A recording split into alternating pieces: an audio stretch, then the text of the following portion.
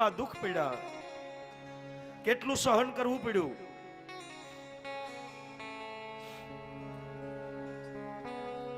ચારે માં જો જનક મહારાજ સામે ઉભા હતા ત્યારે માં સુનૈનાનું બાવળું પકડીને માં જાનકી સીતાજી કહેવા લાગ્યા, વૈદેહી હા માં.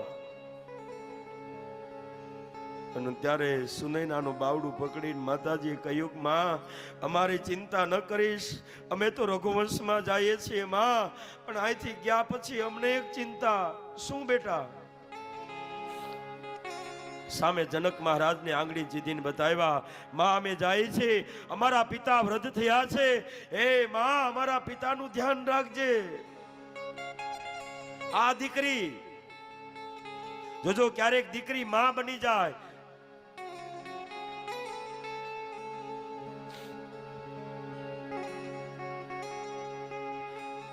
હે બેટા,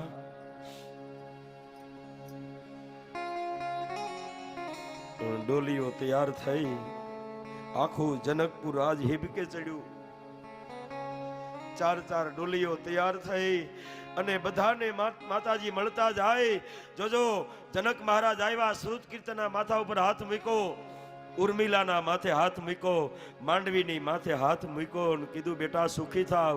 પણ સીતાજીની સામે આવી અને જ્યાં માથે હાથ મૂક્યો ને ત્યાં તો જનકે પોતાની તમામ ધીરજ ગુમાવી. આ જનક કાંઈ બોલી ન શકા. અને દીકરી વિદાય પછી બાપના જીવનમાં જે ખાડો પડે ને સાહેબ, આ ખાડો જગતની કોઈ સંપત્તિ બુરી ન શકે, કોઈ સુખ ઈ ખાડાને બુરી ન શકે. જે દીકરીનો ખાડો પડે. ડોલીઓ ચાલી, જનક મહારાજ પાછળ પાછળ દોડવા લાગ્યા. હાય હાય, લૂંટાઈ ગયો મારો લાડ ખજાનો. કવિ દાદ લખે છે, એ લૂંટાઈ ગયો મારો લાડ ખજાનો, કવિ દાદ હું જોતો રહ્યો. એ લૂંટાઈ ગયો મારો લાડ ખજાનો, કવિ દાદ